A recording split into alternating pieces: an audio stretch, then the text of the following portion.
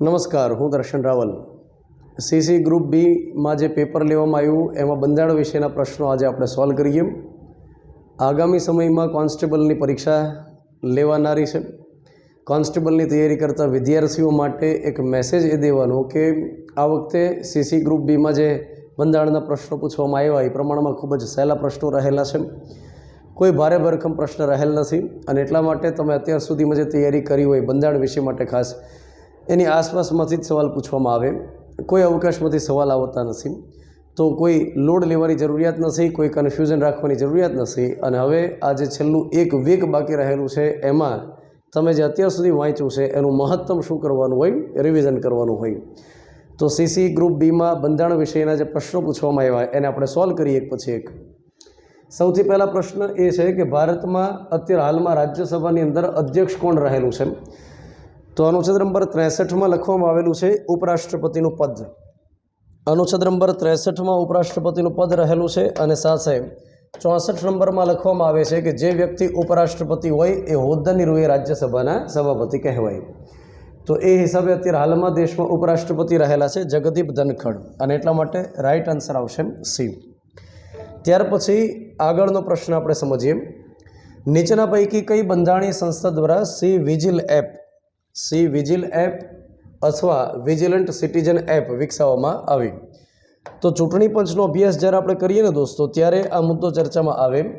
મેં જ્યારે લેક્ચરની અંદર ભણાવેલું છે ત્યારે સી વિજિલ એપ અચૂકથી લખાવેલી છે। તો કેન્દ્રીય ચૂંટણી પંચની જવાબદારી છે કે આચારસંહિતાનો અમલ કરાવે। દોસ્તો આચારસંહિતાનો ઉલ્લેખ ભારતીય બંધારણમાં છે તો કે ના, નથી। આચારસંહિતાનો ઉલ્લેખ કઈ જગ્યાએ છે? તો જનપ્રતિનિધિત્વ ધારો 1951માં, ભારતીય ન્યાય સંહિતામાં કંઈક એને લગતો ઉલ્લેખ જોવા મળે। કેરળ સૌથી પહેલું રાજ્ય છે જ્યાં આગળ આચારસંહિતાનો અમલ કરાવડાવેલો હતો અને 1962થી સમગ્ર દેશની અંદર આચારસંહિતાનો અમલ કરાવવામાં આવે છે। વર્ષ 2019થી સોશિયલ મીડિયામાં પણ આચારસંહિતાનો અમલ શરૂ કર્યો। આચારસંહિતાનો સરળ મતલબ એ થાય કે જ્યારથી ચૂંટણીની તારીખો જાહેર થાય ત્યાર પછી કોઈ લોભામણી જાહેરાત ન કરી શકે, સરકાર પણ કોઈ એવી લોભ લાલચ ના આપી શકે અને અન્ય કોઈ ઉમેદવાર કે રાજકીય પાર્ટી લોભ લાલચ ના આપી શકે કે અમારી સરકાર આવશે તો આમ કરશે તેમ કરશે। તો આચારસંહિતાનો અમલ બરાબર રીતે કરાવવા માટે ચૂંટણી પંચ એક એપ્લિકેશન ચલાવે છે, સી વિજિલ એપ્લિકેશન। જ્યારે કોઈ સમય ખ્યાલ આવે કે આ જગ્યાએ લોભ લાલચ આપે, અહીંયા ધર્મ જાતિ જ્ઞાતિના નામે ઉશ્કેરણી કરાવવામાં આવે છે, પૈસાની વહેંચણી થાય છે, પછી કિંમતી વસ્તુ જે દારૂ હોય એની વહેંચણી થાય છે, તો આ સમય દરમિયાન સી વિજિલ એપ્લિકેશનમાં માહિતી મૂકવાથી કેન્દ્રીય ચૂંટણી પંચ ત્યાં આગળ એક્શન લેવડાવે। કેન્દ્રીય ચૂંટણી પંચને આપણે અર્ધ ન્યાયિક સંસ્થા પણ બોલી શકીએ, ક્વાસી જ્યુડિશિયલ બોડી પણ બોલી શકીએ। તો આગળ રાઈટ આન્સર આવશે ભારતનું ચૂંટણી પંચ જે રહેલું છે એ સી વિજિલ એપ્લિકેશનનો અમલ કરાવડાવે। એના પછી આગળનો પ્રશ્ન સમજીએ। ખાલી જગ્યાએ ભારતીય બંધારણનો 1948માં પ્રારંભિક મુસદ્દો તૈયાર કર્યો હતો। હવે અહીંયા આગળ જે આપણને માહિતી આપે છે એમાં તૈયારી કરતા કોઈ પણ વિદ્યાર્થીને ખ્યાલ હોય કે રાઈટ આન્સર આવશે બેનિકલ નરસિંહ રાવ, BN રાવ। આ BN રાવ એ ICS અધિકારી હતા અને બંધારણીય સલાહકાર તરીકે એ સમય દરમિયાન જે શરૂઆતની અંદર વેવેલ કરીને વાઇસરોય હતો બંધારણ સભાની રચના સમયે, એમણે આને એપોઇન્ટ કરેલા હતા। હવે આ જે BN રાવ રહેલા છે એમણે એક રીતે જોઈએ તો જે ડ્રાફ્ટ તૈયાર કર્યો હતો આમુખ માટેનો હતો, જેને આપણે સૌથી પહેલાં શું કહેતા, ઉદ્દેશ્ય પ્રસ્તાવ કહેતા।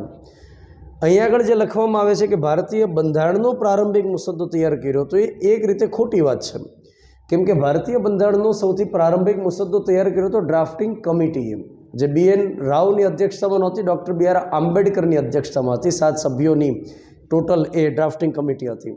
તો એક રીતે સવાલની અંદર ભૂલ થઈ, પણ આપણે સવાલને ન પકડીએ શબ્દને અને માત્ર 4 ઓપ્શનની પર ફોકસ કરીએ તો રાઈટ આન્સર આવશે BN રાવ। એના પછી આગળ આપણે પ્રશ્ન સમજીએ। ભારતીય બંધારણમાં નીચેના પૈકી કઈ બાબત કેનેડાના બંધારણમાંથી લેવામાં આવી નથી? તો કેનેડાના બંધારણમાંથી આ વિગતો ઓલરેડી લેવાયેલી છે। કઈ વિગતો લેવાયેલી છે? સમવાય તંત્ર, એટલે કે કેન્દ્ર અને રાજ્યની વચ્ચે જે રિલેશન હોય એમાં ભારતે જે અર્ધ સંઘીય પ્રકારની શાસન વ્યવસ્થાનો સ્વીકાર કર્યો અને સાથે તમને ખ્યાલ હશે કે આદર્શ રીતે સમવાય તંત્ર અમેરિકાનું ગણાય, પણ ભારતે અમેરિકામાંથી પ્રેરણા નથી લીધી, કેમ કે ભારતની અંદર મજબૂત કેન્દ્ર ધરાવતી સંઘીય વ્યવસ્થા છે અને એના માટે કેનેડિયન મોડેલનો ઉપયોગ કરવામાં આવ્યો। તો તો સંઘીય વ્યવસ્થા હોય, ત્યાર પછી રાજ્યપાલના પદની નિમણૂક હોય. જ્યારે જ્યારે રાજ્યપાલનું પદ મેં ભણાવ્યું, જ્યારે કેન્દ્ર રાજ્યના સંબંધ ભણાવ્યા, તો એ સમય દરમિયાન કેનેડાનો ઉલ્લેખ આપણે અચૂકથી કર્યો.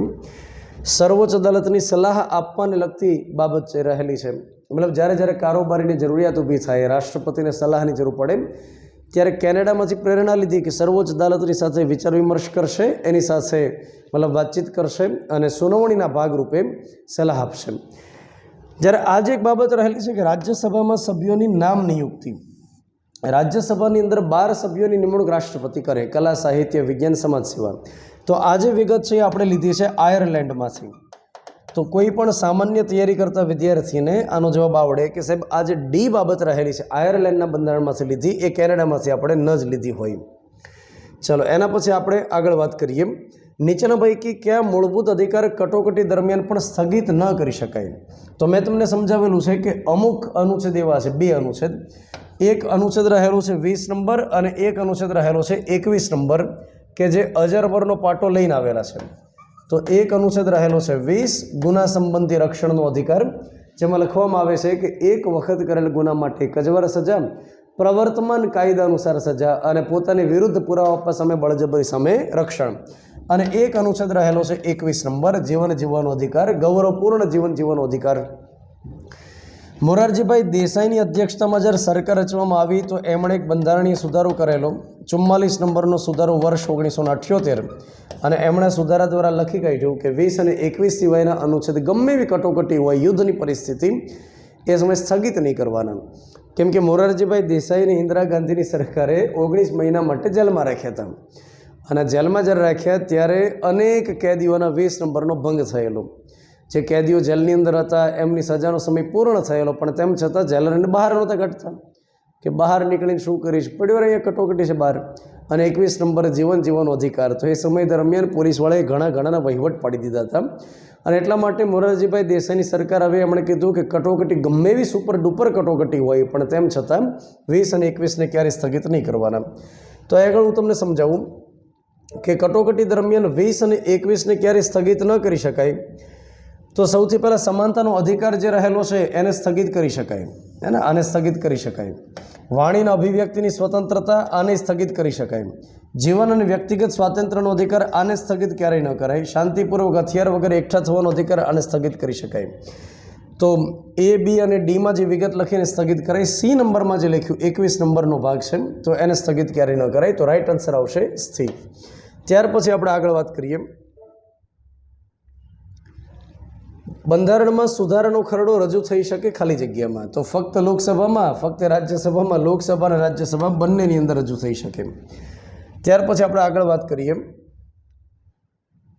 નીચેના પૈકી કઈ બાબતે સરકારીય પંચની રચના કરવામાં આવેલી? સરકારીય કમિશનની રચના આ જાહેર વહીવટનો મુદ્દો રહેલો છે. વર્ષ 1983માં કેન્દ્ર સરકારે SR સરકારિયાની અધ્યક્ષતામાં, જે સુપ્રીમ કોર્ટના રિટાયર્ડ જજ હતા, એમની અધ્યક્ષતામાં એક આયોગની રચના કરી, જેમાં એક અધ્યક્ષ હતા અને બાકીના 2 સભ્ય હતા. ટોટલ 3 વ્યક્તિથી બનેલું સરકારિયા આયોગ. અને આની મુખ્ય કામગીરી હતી કે કેન્દ્ર અને રાજ્યના સંબંધને વધુ મજબૂત કેમ બનાવી શકાય, કેન્દ્ર રાજ્ય સંબંધને વધુ સ્પષ્ટ કેમ કરી શકાય. તો મૂળ રીતે અહીંયા આગળ રાઈટ આન્સર આવશે એ સંઘ અને રાજ્ય વચ્ચેના સંબંધ સાથે જોડાયેલું આ આયોગ રહેલું. એના પછી આપણે આગળ વાત કરીએ. નીચેના પૈકી કઈ બાબતોનો સમાવેશ સમવર્તી યાદીમાં થાય છે?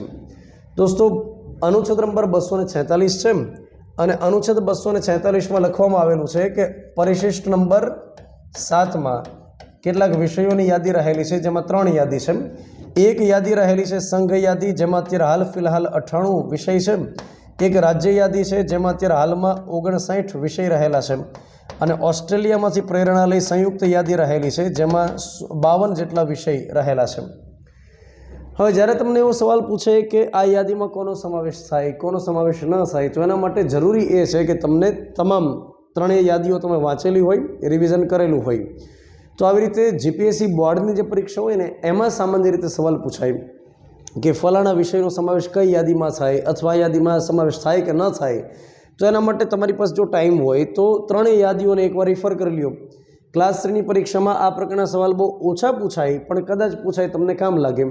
એના ક્રમ તમે યાદ ન રાખી શકો. સમજો કે અત્યારે હાલમાં 98 વિષય રહેલા છે કેન્દ્ર યાદીમાં, તો એકડે 1 બગડે 2 એવી રીતે તમે ક્રમ સાથે યાદ ક્યારેય ન રાખી શકો, કોઈ ન યાદ રાખી શકે. પણ હા, તમને ખાલી એટલો અંદાજ આવે કે આ વિષય રહેલો છે તો આ યાદીમાં સમાવેશ હશે. એના માટે ત્રણેય યાદીઓ 1 થી 2 વાર વાંચવી. પરીક્ષા વખતે એકવાર નજર મારીને જતા રહ્યો, નજર મારતા કેટલો સમય થાય? 15-20 મિનિટ થાય. જો અગાઉ વાંચેલી હોય તો ત્રણેય યાદીમાં એકવાર ખાલી ઉડતી નજર મારતા 15 થી 20 મિનિટ થાય રિવિઝન માટે, તો કામ લાગી શકે આપણને. જ્યાં આગળ રાઈટ આન્સર છે એ સમાચાર પત્ર, પુસ્તકને છાપખાનાએ સંયુક્ત યાદીનો વિષય રહેલો છે. એના પછી આપણે આગળ ચર્ચા કરીએ. સંસદના 2માંથી કોઈ ગૃહનો સભ્ય કોઈ ગેરલાયકાતને અધીન બન્યો છે કે કેમ તે સંબંધી કોઈ પ્રશ્ન ઉપસ્થિત થાય તો તે પ્રશ્ન ખાલી જગ્યાને નિર્ણાર્થે લખી મોકલવામાં આવશે. આનો સરળ મતલબ એ થાય કે જ્યારે કોઈ સભ્યનું સભ્યપદ રદ કરે લોકસભાના અધ્યક્ષ અથવા રાજ્યસભાના સભાપતિ, 102 નંબરની અંદર લાયકાત ગેરલાયકાત સંબંધી બાબત છે.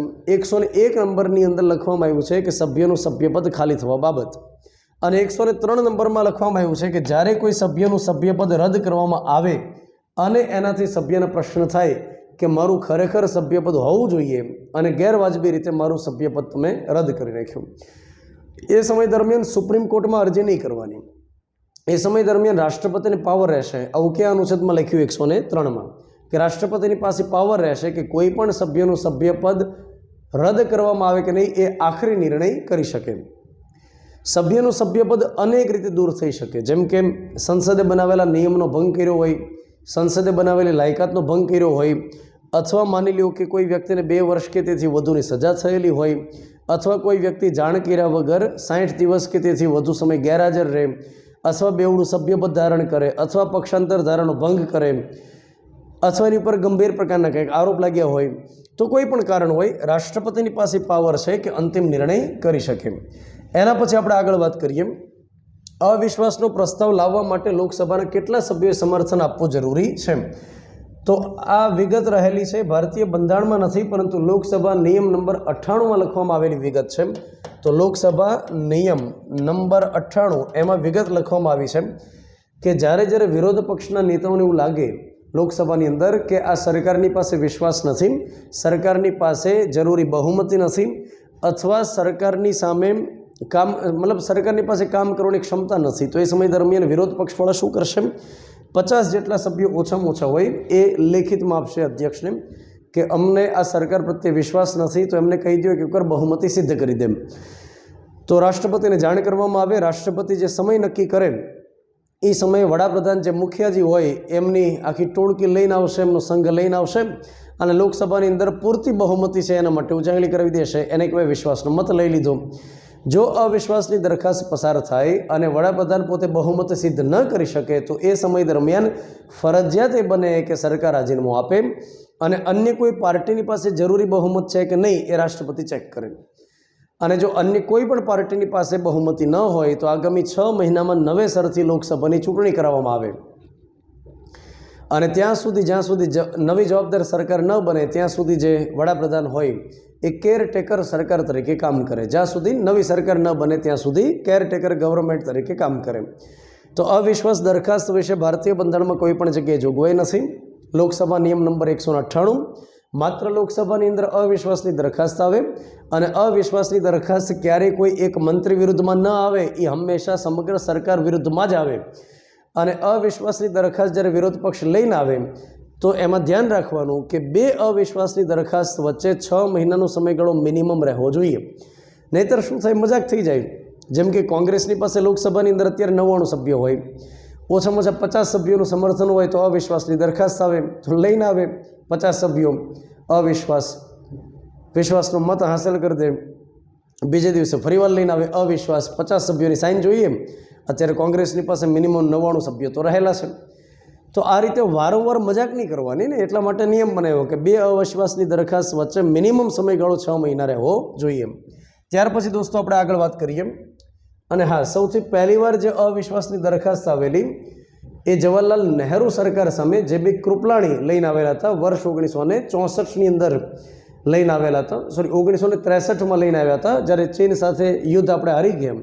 જવાહરલાલ નહેરુ સરકારને જવાબદાર ઠેરવી અને જેવી કૃપલાણીનું કહેવાનું એમ હતું કે કંઈક શરમ કરો નહેરુ, કંઈક શરમ કરો, તમારા કારણે દેશ યુદ્ધ હાર્યો છે, કેટલું નુકસાન દેશને થયું છે, તો રાજીનામું આપી દો. તો 1963માં સૌથી પહેલી વાર લઈને આવેલા.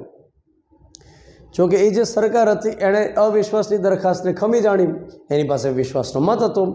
ઇન્દિરા ગાંધી સરકાર સામે, પછી લાલ બહાદુર શાસ્ત્રીની સરકાર સામે, બધાની સામે લઈને આવેલા. સૌથી પહેલાં એવા વડાપ્રધાન રહેલા વિશ્વ પ્રતાપસિંહ કે જેની સામે અવિશ્વાસની દરખાસ્ત આવી હોય અને એ વ્યક્તિ વિશ્વાસનો મત ન હાંસલ કર્યો હોય.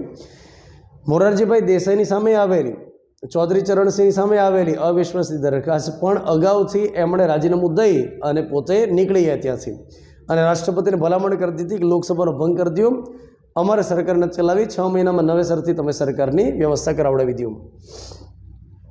એના પછી 2 અથવા વધારે રાજ્યો વચ્ચે તકરારમાં નીચેના પૈકી કઈ અદાલતની હુકુમત રહેશે? તો આજે વાત કરે છે ને એ અનુચ્છેદ નંબર 131ની વાત કરે છે. 131માં લખવામાં આવે છે સુપ્રીમ કોર્ટનું મૂળ ક્ષેત્રાધિકાર, ઓરિજિનલ જ્યુરિસ્ડિક્શન. જ્યારે સરકાર વચ્ચે તકરાર થાય તો એ સમય દરમિયાન સુપ્રીમ કોર્ટને એ પાવર છે કે એ મુદ્દાને સાંભળે અને જરૂરી સોલ્યુશન આપે. તો અહીંયા આગળ જે રાઈટ આન્સર આવશે એ આવશે સી, સર્વોચ્ચ અદાલત. એના પછી આગળ વાત કરીએ. વડી અદાલત અને સર્વોચ્ચ અદાલતના ન્યાયાધીશ અનુક્રમે ખાલી જગ્યા વર્ષની વય નિવૃત્ત થાય. અહીંયા સૌથી પહેલાં વડી અદાલત હાઈકોર્ટની વાત કરી અને ત્યાર પછી સુપ્રીમ કોર્ટની. તો ભૂલ થઈ તે આપણે 65 અને 62 ટીક નહીં કરીએ. સર્વોચ્ચ અદાલત સૌથી પહેલાં નથી, હાઈકોર્ટ સૌથી પહેલાં છે. તો 62 અને 65 આ નિયમ રહેલો છે. બેમાં ગેપ છે કે હાઈકોર્ટમાંથી નિવૃત્ત થાય તો એ ક્યાં જઈ શકે? સુપ્રીમ કોર્ટમાં જઈ શકે. એટલા માટે 3 વર્ષનો ગેપ રાખેલો છે.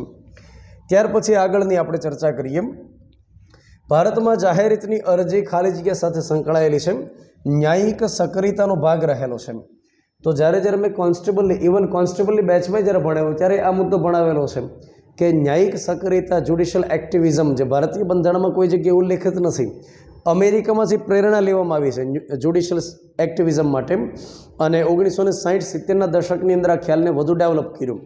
ભારતની અંદર PILના પ્રણેતા તરીકે PN ભગવતી અને VR કૃષ્ણન અય્યર કરીને જે સુપ્રીમ કોર્ટના જજ થઈ ગયા ઓળખવામાં આવે છે. કપિલા હિંગોરાની નામના વ્યક્તિ જેને મધર ઓફ PIL તરીકે ઓળખવામાં આવે. તો ન્યાયિક સક્રિયતાનો બેઝિક મતલબ એ થાય કે જ્યારે સુપ્રીમ કોર્ટના ધ્યાનમાં કોઈ મેટર આવે, હાઈકોર્ટના ધ્યાનમાં કોઈ મેટર આવે, સામેથી કોઈ એક્શન લેવડાવે, એને કહેવાય ન્યાયિક સક્રિયતા. અને એના જ ભાગરૂપે આ ખ્યાલ ડેવલપ થયેલો છે સુઓ મોટો. સુઓ મોટોનો મતલબ થાય પોતાની જાતે આગળ વધવું. કોઈ ફરિયાદ કરે કે ન કરે, કોઈ અરજી કરે કે ન કરે, આપણે પોતાની જાતે આગળ વધવું, એને કહેવાય સુઓ મોટો. અને આ જે જાહેર હિતની અરજી કરવામાં આવે PIL, એ પણ ન્યાયિક સક્રિયતાનો ભાગ રહેલો છે. પબ્લિક ઇન્ટરેસ્ટ લિટિગેશન, જે માત્ર સુપ્રીમ કોર્ટ, હાઈકોર્ટમાં થઈ શકે. જાહેર મહત્ત્વના મુદ્દા હોય, સામાજિક એવા વર્ગ કે જે પછાત રહી ગયા હોય એમનું કલ્યાણ કરવાનું હોય, ઔદ્યોગિક કામદારનું કલ્યાણ હોય, આ બધી બાબત માટે PIL કરવામાં આવતી હોય છે. સુપ્રીમ કોર્ટ, હાઈકોર્ટનો ટાઈમ બરબાદ કરવા માટે જો PIL કોઈ કરે તો એ સમય દરમિયાન એને દંડ કરવાનો પાવર પણ સુપ્રીમ કોર્ટ, હાઈકોર્ટની પાસે રહેલો છે. નીચેના પૈકી કઈ બંધારણીય રીટ હેઠળ સર્વોચ્ચ અદાલત અથવા વડી અદાલતને જો લાગે કે કોઈ વ્યક્તિ હોદ્દો ધરાવે છે પરંતુ તે હોદ્દો રાખવા માટે હકદાર નથી તો કાર્યવાહી હાથ ધરી શકે? તો એ કોઈ પણને ખ્યાલ આવે કે સાહેબ અધિકાર પૃચ્છાની વાત થઈ રહી છે, કો વરંટો. અનુચ્છેદ નંબર 32 મુજબ સુપ્રીમ કોર્ટમાં અરજી થઈ શકે. અનુચ્છેદ નંબર 226 મુજબ હાઈકોર્ટમાં રીટ થઈ શકે. અને 139 નંબર રીટ સાથે જોડાયેલો અનુચ્છેદ ખરો, પણ એમાં મૂળભૂત અધિકાર સિવાયની બાબત માટે સુપ્રીમ કોર્ટમાં રીટ અરજી થઈ શકેની વાત છે. પણ હજુ સુધી 139ને સક્રિય નથી કર્યું. આ 139ને સક્રિય કઈ રીતે કરી શકાય? એના માટે હોમ હવન કરાવવો પડે, દાણા નાખવા પડે તો કે ના? એના માટે સંસદ જે હોય ને કાયદો બનાવે અને કાયદો બનાવી સુપ્રીમ કોર્ટને પાવર આપે કે 139નો ઉપયોગ કરી શકો. પણ આજ દિન સુધી હજુ આ સુષુપ્ત અવસ્થાની અંદર છે. પણ રીટની જ્યારે વાત આવે ત્યારે 3 અનુચ્છેદ તો આપણને ખ્યાલ આવે, 32, 226, 139. હવે જે 5 પ્રકારની રીટ છે એમાં બંધી, પ્રત્યક્ષીકરણ, પરમાદેશ, ઉત્પ્રેક્ષણ, પ્રતિષેધ અને અધિકાર પૃચ્છા. તો જ્યારે કોઈ વ્યક્તિ પોતે હકદાર નથી અને તેમ છતાં કોઈ બંધારણીય હોદ્દો ધારણ કરીને બેઠે તો એ સમય દરમિયાન અધિકાર પૃચ્છાની રીટ સુપ્રીમ કોર્ટમાં આપણે કરી શકીએ, રીટ અરજી. સુપ્રીમ કોર્ટ એક આદેશપત્ર બહાર પાડે જે તે વ્યક્તિને કહેશે કે તમે કયા અધિકારથી પદ ભોગવી રહ્યા છો. જેમ કે માયાવતીની સામે 2007ની અંદર આ અરજી કરવામાં આવેલી અધિકાર પૃચ્છા. 2007માં માયાવતી મુખ્યમંત્રી બને ઉત્તર પ્રદેશના અને એની હારવાર રાજ્યસભાની અંદર મેમ્બર હતા. બંને પદ એક સાથે ધારણ કરતા હતા. એટલે ઉત્તર પ્રદેશના એક જાણીતા વકીલ છે અશોક પાંડે, એમણે સુપ્રીમ કોર્ટને અરજી કરી કે એમને પૂછો કે કયા અધિકારથી આ બંને પદ એક સાથે ભોગવે છે. તો સુપ્રીમ કોર્ટે માયાવતીની સમય પૂછેલું કે દીદી ઓ દીદી આ એક સાથે બે પદ કેમ ધારણ કર્યા, અને ત્યાર પછી માયાવતીએ રાજ્યસભામાંથી રિઝાઇન કરેલું. તો આ રીતે જ્યારે કોઈ વ્યક્તિ ગેરવાજબી રીતે, ખોટી રીતે, ગેરબંધાણી રીતે કોઈ હોદ્દો ધારણ કરે તો એને અટકાવવા માટે જે રીત થાય એનું નામ છે અધિકાર પૃચ્છા. અધિકાર વિશે પૂછવામાં આવે. ભારતના નિયંત્રક અને મહાલેખા પરીક્ષક, જેને આપણે કેગ કહીએ, કોમ્પ્ટ્રોલર એન્ડ ઓડિટર જનરલ, અનુચ્છેદ નંબર 148થી લઈ અને 151 સુધીમાં કેગ સંબંધી જોગવાઈ રહેલી છે. 148માં કેગનું પદ છે, 149માં કેગની ફરજ છે, 150માં લખવામાં આવે છે કે સરકારનો ખર્ચ કયા ફોર્મેટની અંદર હોવું જોઈએ એના માટે સરકારને ભલામણ કરશે રાષ્ટ્રપતિને. અને 151 નંબરમાં લખવામાં આવે છે કે કેગ કેન્દ્ર સરકાર સંબંધી અહેવાલ રાષ્ટ્રપતિને આપે અને રાજ્ય સરકાર સંબંધી જે અહેવાલ હોય એ રાજ્યપાલને આપે. તો આ કેગ માટે કેટલીક વિગત પૂછે છે કે નીચેનામાંથી કયો વિકલ્પ સાચું છે. તેઓ પોતાનો હોદ્દો ધરાવતા બંધ થયા હોય તે પછી ભારત સરકાર હેઠળના અથવા તો કોઈ રાજ્ય સરકાર હેઠળના બીજા કોઈ હોદ્દા માટે પાત્ર ગણાશે નહીં. આ વિગત સાચી રહેલી છે. જો વિગત સાચી હોય તો બાકીના મુદ્દા જોવાની કોઈ જરૂરિયાત નથી. રાષ્ટ્રપતિ જ્યારે ઈચ્છે ત્યારે તેમને હોદ્દા પરથી દૂર કરી શકાય, આ ખોટી વાત છે. આ એટર્ની જનરલને લાગુ પડે. તેઓ હોદ્દા ઉપર વધુ 5 વર્ષ માટે અથવા 62 વર્ષની વય હોય, જે વહેલું હોય તેટલા સમય માટે કામ કરી શકે. ખોટી વિગત છે. આ 65 વર્ષ આવે અને 6 વર્ષ આવે. તો કાં 6 વર્ષ માટે અથવા કાં તો 65 વર્ષની ઉંમર સુધી. હવે જો બંને વિધાન ખોટા હોય તો પછી આ તો ક્યાંથી સાચું હોઈ શકે, એ ખોટું જ હોય. તો રાઈટ આન્સર આવશે એ. કોઈ પણ પોલિટિકલ વ્યક્તિ અથવા તો કોઈ પણ અન્ય વ્યક્તિ કેગને લોભ લાલચ ન આપે કે તમે અત્યારે અમારો મુદ્દો જોઈ લ્યો, ત્યાર પછી અમે તમને જોઈ લઈએ અને કોઈ રાજ્યની અંદર રાજ્યપાલ બનાવી દઈએ. નાગાલેન્ડ તો નાગાલેન્ડ છે એટલે તમને રાજ્યપાલ બનાવી દઈએ. તો કોઈ લોભ લાલચ ના આપે કે તમને ફલાણા કોઈ કોર્પોરેશનની અંદર ચેરમેન બનાવી દઈએ, કમિટીના અધ્યક્ષ બનાવી દઈએ. તો એવી કોઈ બાબત ન ચાલે. કેગને કોઈ પણ લોભ લાલચ ન આપે. એના માટે એક સ્પષ્ટતા કરી કે એકવાર રિટાયર્ડ થાય એટલે ક્યાં જઈ શકે, ઘરે જઈ શકે. તો આ કેગ માટેની વાત રહેલી છે. અત્યારે હાલમાં દેશની અંદર કેગ રહેલા છે કે સંજય મૂર્તિ, અને સૌથી પહેલાં જે કેગ હતા એનું નામ છે નરહરી રાવ. ચાલો એના પછી આપણે દોસ્તો આગળ વાત કરીએ.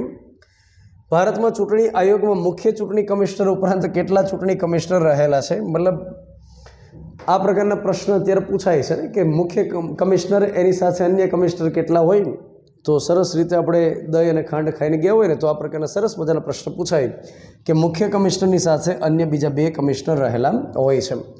દોસ્તો ત્યાર પછી આપણે આગળ વાત કરીએ. અત્યારે હાલમાં જ્ઞાનેશ કુમાર ચૂંટણી પંચમાં મુખ્ય કમિશનર રહેલા છે. જે જ્ઞાનથી ભરપૂર છે, જ્ઞાનેશ કુમાર એ ચૂંટણી પંચના મુખ્ય કમિશનર છે.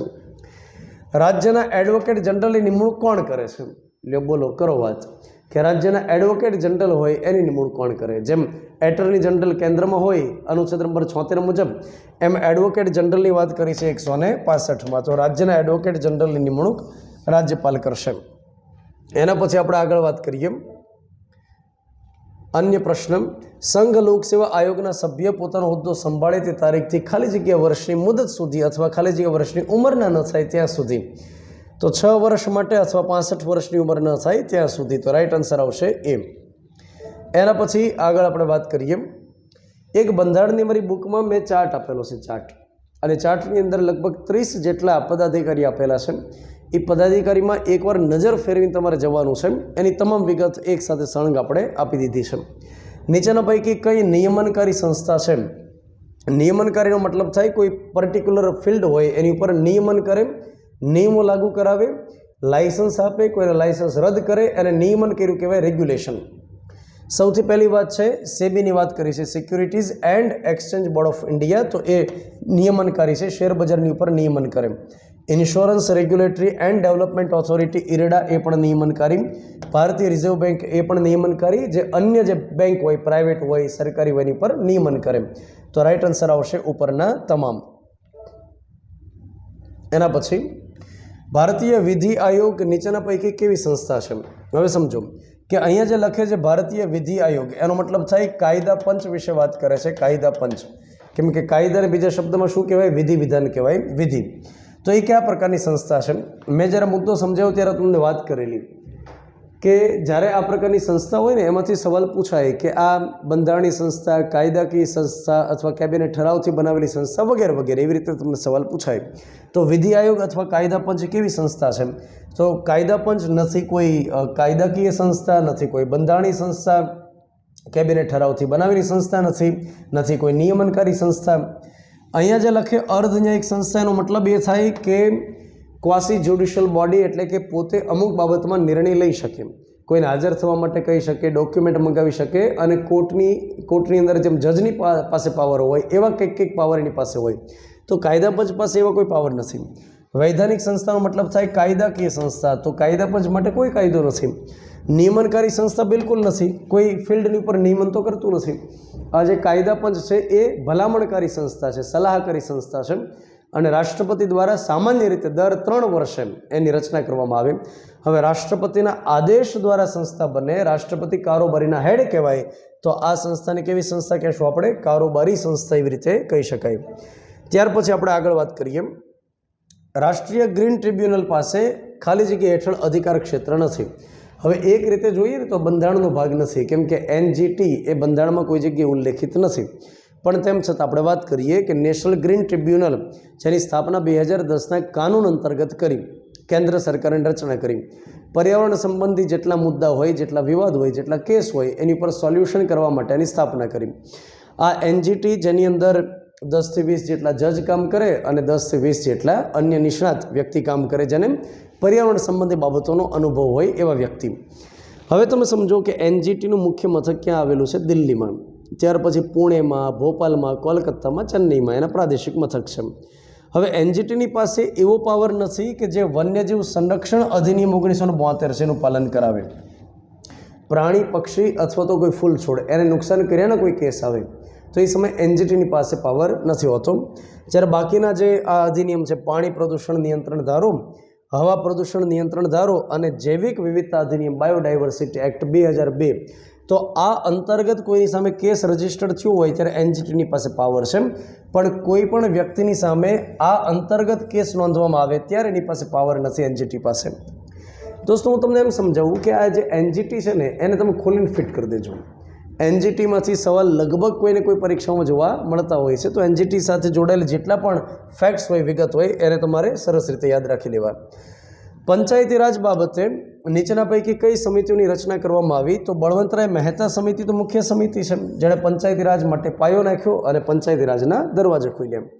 ત્યાર પછી રચવામાં આવી જીવી.કે. રાવ સમિતિ. જોકે આમ તો ઘણી સમિતિ, અશોક મહેતા સમિતિ, બળવંતરાય મહેતાની અધ્યક્ષતામાં સમિતિ બની હતી વર્ષ 1957માં. એના પછી 1977માં અશોક મહેતા સમિતિ. આ અશોક મહેતા સમિતિ એ સમિતિ છે કે જેમણે દ્વિસ્તરીય પંચાયતી રાજની ભલામણ કરી હતી, એક જિલ્લા પંચાયત અને ત્યાર પછી તાલુકા પંચાયત. ત્યાર પછી વર્ષ 1984માં હનુમંતરાવ સમિતિ આવેલી, હનુમંતરાવ સમિતિ. ત્યાર પછી વર્ષ 1985માં આવી હતી જીવી.કે. રાવ સમિતિ. અને આ સમિતિ એ છે કે જેમણે એવું કહેલું કે પંચાયતી રાજ જે અત્યારે દેખાય છે એ મૂળ વગરના ઘાસ જેવું રહેલું છે, મૂળ વગરના ઘાસ જેવું. ત્યાર પછી વર્ષ 1986ની અંદર સમિતિ આવે છે એલ.એમ. સિંઘવી સમિતિ, લક્ષ્મીમલ સિંઘવી સમિતિ. તો આ બધી મહત્વપૂર્ણ સમિતિ રહેલી છે. વર્ષ 1988ની અંદર રચવામાં આવેલી પી.કે. થુંગન સમિતિ, પી.કે. થુંગન સમિતિ. આ બધી મહત્વપૂર્ણ એવી સમિતિ છે કે જેની રચના કેન્દ્ર સરકારે કરાવેલી હોય. દોસ્તો ગુજરાત સરકાર છે એમણે પંચાયતી રાજનો પાયો નાખી અને મજબૂત કરવા માટે કેટલીક સમિતિ બનાવી. જેમ કે તમારે યાદ રાખવાનું કે રસિકભાઈ તો જાડા લાગે મોટા પાડા, રસિકલાલ પરીખ સમિતિ. ત્યાર પછી જાડા એટલે કે એક જાદવજી મોદી સમિતિ, જાદવજી મોદી સમિતિ. ત્યાર પછી એક આવશે ડાયાભાઈ નાયક સમિતિ, ડાયાભાઈ નાયક સમિતિ. તો રસિકભાઈ તો જાડા. ત્યાર પછી એક સમિતિ આવે છે ઝીણાભાઈ દરજી સમિતિ, ઝીણાભાઈ દરજી સમિતિ. ત્યાર પછી એક સમિતિ રહેલી છે રીખવદાસ શાહ સમિતિ, રીખવદાસ શાહ સમિતિ. જ્યારે ગુજરાત રાજ્યની રચના થઈ નવી તો એ સમયે 1960ની અંદર જીવરાજ મહેતાએ રસિકલાલ પરીખને કીધું કે હે રસિકભાઈ, રસપૂર્વક તમે જણાવો કે ગુજરાતમાં પંચાયતી રાજને લાગુ કરવું હોય તો કેવી વ્યવસ્થા જોઈએ અને સાથે કેટલો અંદાજિત ખર્ચ થાય. તો 1960માં આ સમિતિની રચના થઈ. ત્યાર પછી 1964માં, 1968માં, ત્યાર પછી 1972માં અને ત્યાર પછી દોસ્તો 1976 નહીં કરવાનું કે બધામાં 4 ઉમેરી દો, આ રિઝનિંગની સિરીઝ નથી. તો છેલ્લે આવશે 1977 રેખવદાસ શાહ સમિતિ. તો સમિતિઓના નામ તો પરીક્ષાઓની અંદર પૂછાય છે અને વિશ્વાસ ના આવે તો પૂછેલા પ્રશ્નો એકવાર જોઈ લ્યો. તો ગુજરાત સરકારની સમિતિ, કેન્દ્ર સરકારની સમિતિ એ અવારનવાર પૂછાય. તો આગળ રાઈટ આન્સર કયો આવશે? ઉપરોક્ત તમામ આવશે. ચાલો એના પછી આપણે આગળ વાત કરીએ. નીચેના પૈકી કયા રાજ્યમાં પંચાયતી રાજ વ્યવસ્થા જોવા મળતી નથી? હવે આ જે સવાલ રહેલો છે ને કે પંચાયતી રાજ વ્યવસ્થા જોવા નથી મળતી, એ થોડું આમ અસ્પષ્ટ છે. પંચાયતી રાજ તો જોવા મળે, પણ અન્ય જે સામાન્ય વિસ્તાર છે, જે અનુસૂચિત વિસ્તાર સિવાયના છે, એની જેવી વ્યવસ્થા નથી. તો ત્યાં કંઈક થોડી અલગ પડે છે. તો ભારતીય બંધારણમાં અનુચ્છેદ નંબર 243 એમ કહે છે કે અમુક રાજ્યમાં આ પંચાયતી રાજની વ્યવસ્થા જે બાકીના વિસ્તાર છે એના જેવી નહીં જોવા મળે. અન્ય એની જે કબીલાઈ પરંપરા, એની જે મૂળ સંસ્કૃતિ પ્રકૃતિ જાળવવા માટેની વ્યવસ્થા છે એ લાગુ છે. જેમ કે એક તો છે નાગાલેન્ડ, ત્યાર પછી એક મેઘાલય, ત્યાર પછી એક મિઝોરમ છે. આ 3 રાજ્યના નામ આપણે યાદ રાખીએ. એ ઉપરાંત મણિપુરની અંદર જે પહાડી વિસ્તાર છે એની વાત છે, મણિપુરના પહાડી વિસ્તાર. ત્યાર પછી એક વાત રહેલી છે અરુણાચલ પ્રદેશની અંદર અનુસૂચિત જનજાતિ માટે જે રિઝર્વ બેઠક રહેલી છે એની વાત છે. તો ત્યાં આગળ લાગુ ન થાય. અને એક પશ્ચિમ બંગાળમાં આવેલો દાર્જિલિંગનો જે વિસ્તાર છે ત્યાં પંચાયતી રાજ એની કંઈક અલગ જે વ્યવસ્થા રહેલી છે આદિવાસીઓ માટેની એ મુજબ શરૂ છે. ત્યાર પછી અહીંયા આગળ રાઈટ આન્સર જે આપણે વાત કરીએ, મિઝોરમ આવે, નાગાલેન્ડ આવે, અરુણાચલ પ્રદેશ, તો રાઈટ આન્સર આવશે ડી, ઉપરોક્ત તમામ.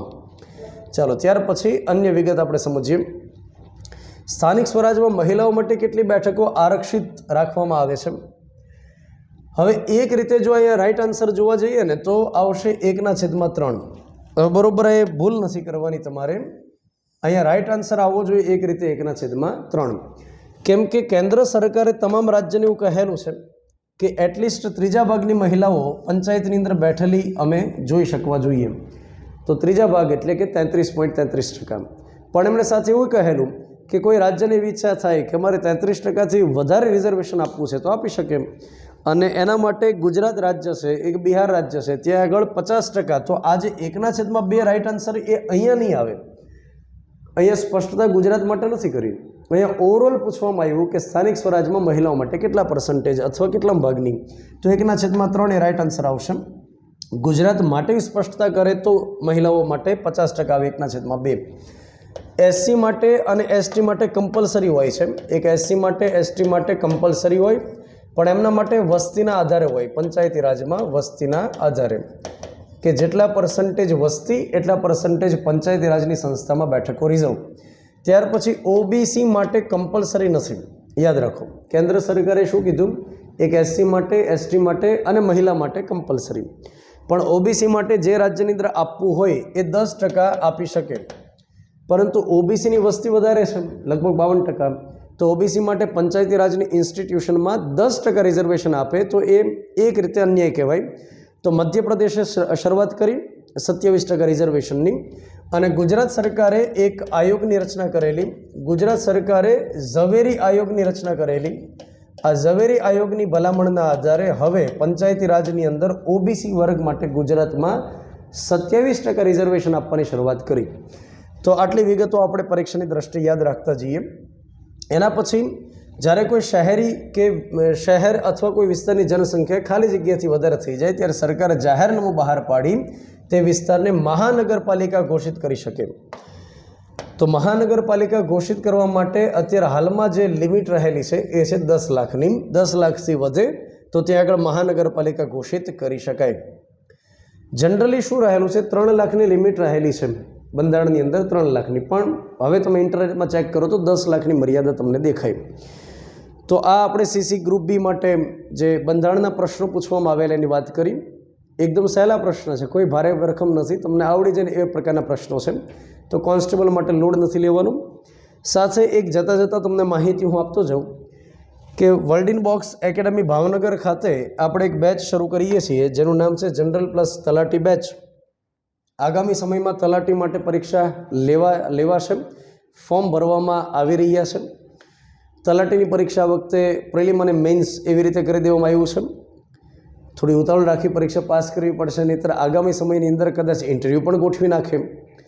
જો કે એ અમને પૂછવામાં આવે તો યોગ્ય બાબત નથી કે તલાટી જેવી પરીક્ષા માટે તમે એવો સિલેબસ રાખી દો જે જીપીએસસી માટે, ડીવાયએસઓ, એસટીએ માટે હોય, પણ આ વખતે જે રાખ્યો છે સિલેબસ તો એ મુજબ અનુકૂલન સાધવું પડશે.